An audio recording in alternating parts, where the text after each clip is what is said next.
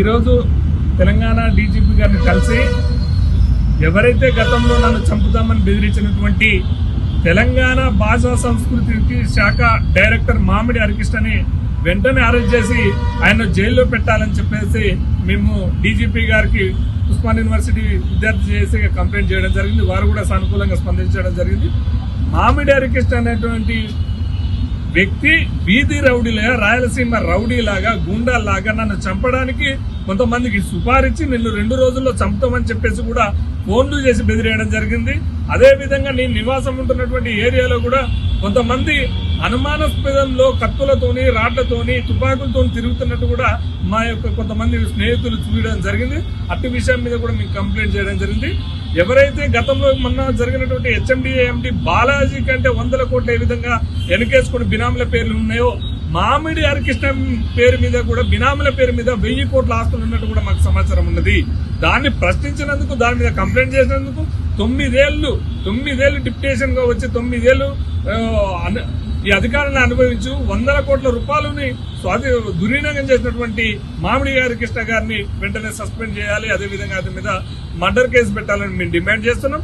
ఎవరైతే నన్ను బెదిరిస్తున్నటువంటి వారు, ఎవరైతే నన్ను చంపుతామని చెప్పేసినటువంటి వారు, దీంట్లో ఒగ్గు రవి అనే వ్యక్తి కూడా పాత్ర ఉన్నట్టు దాదాపుగా 2 కోట్ల సుపారీ బీహార్ సంబంధించినటువంటి వాళ్ళకి ఇచ్చినట్టు నాకు కొన్ని అనుమానాలు ఉన్నాయి. ఆ విషయం కూడా మొత్తం కాల్ డాటా తీయాల్సినటువంటి అవసరం ఉంది. అదేవిధంగా ఈ సుపారీ తీసుకున్నటువంటి గ్యాంగ్ను కూడా వెంటనే అరెస్ట్ చేసి వారి మీద చట్టపరమైన చర్యలు తీసుకోవాలి. వారితోటి మాకు మామిడి హరికృష్ణ మరియు ఆయన యొక్క గుండాల చెంచాలతో నాకు ప్రాణ భయం ఉంది, కానీ వారి మీద చర్యలు తీసుకోవాలి. దీని వెనక కలవకుండా కవిత ఉందా, కేటీఆర్ ఉందా కూడా ఉన్నారు అనే భయం కూడా, బాలకృష్ణ లాంటి వాళ్ళు కూడా ఉన్నారేమో మాకు భయం కలుగుతుంది. కాబట్టి అట్టి విషయం మీద కంప్లైంట్ చేయడం జరిగింది. అదేవిధంగా రేపు ఏసీబీకి కూడా కంప్లైంట్ చేయడం జరుగుతుంది. 100 కోట్ల రూపాయలు దుర్వినియోగం చేసి ఇవాళ బినామీల పేరు మీద విల్లాలు కొనుక్కొని అక్రమంగా ఆడవాళ్ళని బెదిరించి కూడా లోపరుచుకున్నటువంటి వ్యక్తి మామిడి హరికృష్ణ గారు. కాబట్టి అతని మీద ఏసీబీ దర్యాప్తు చేయాల్సినటువంటి అవసరం ఉంది. సీఎం రేవంత్ రెడ్డి గారికి విజ్ఞప్తి చేస్తున్నాం.